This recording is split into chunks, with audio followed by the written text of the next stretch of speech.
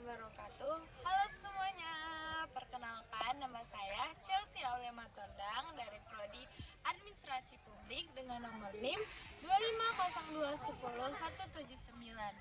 Nah teman-teman, jadi di video ini saya akan menjelaskan materi tentang barang publik. Oke, let's go aja ke videonya ya teman-teman. Pernah nggak sih kalian berada di pemukiman seperti yang aku lewati sekarang ini? Terus tuh lampunya banyak nih menerangi saat kita berjalan.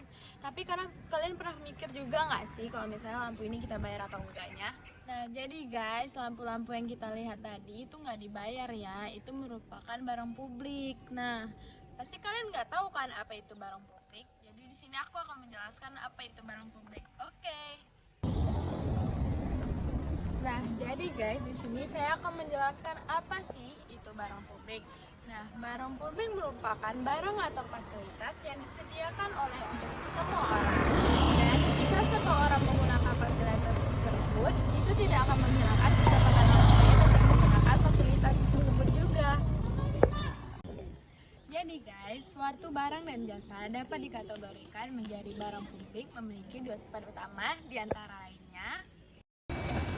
Nah, jadi suatu barang dan atau jasa dikategorikan sebagai barang publik jika memenuhi dua sifat nih. Yang pertama, non-excedable. Nah, jadi seseorang tidak bisa dihalangi atau dilarang untuk mengikuti barang tersebut, baik dia ikut membayar ataupun tidak. Contohnya nih, seperti pertahanan nasional atau TNI, seluruh warga negara terlindungi tanpa memandang apakah warga tersebut bayar pajak atau tidaknya.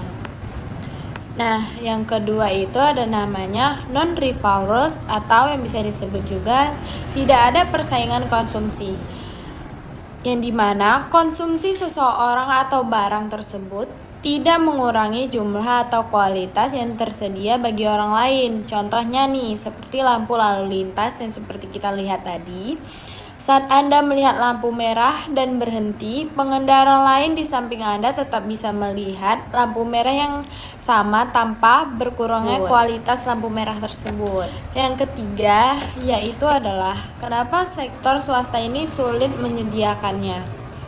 Terus tuh mengapa toko atau perusahaan swasta jarang ada yang jualan-jualan kayak di lampu jalan atau pertahanan negara. Jadi disinilah muncul masalah utama dan ekonomi publik yang disebut dengan free rider problem atau bisa disebut juga masalah penumpang gratis.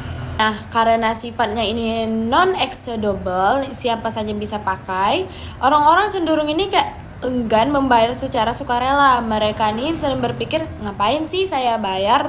Toh mereka juga beli, saya tetap bisa ikutan menikmati secara gratis nggak sih? Gitu.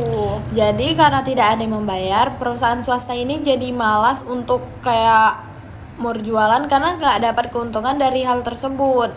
Jadi solusinya apa sih? Solusinya itu pemerintah harus mengambil alih penyediaan dengan mendanai melalui pajak masyarakat nih teman-teman. Nah, jadi teman-teman, kesimpulan yang bisa dapat kita ambil dari sini adalah barang publik adalah fondasi penting dalam kehidupan bermasyarakatan.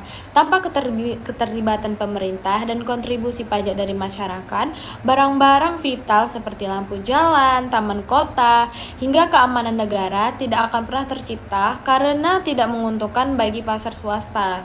Jadi, setiap kita menikmati fasilitas umum di luar sana, ingatlah bahwa itu adalah hasil kerja dan kolektif kita bersama sebagai warga negara. Oke, terima kasih.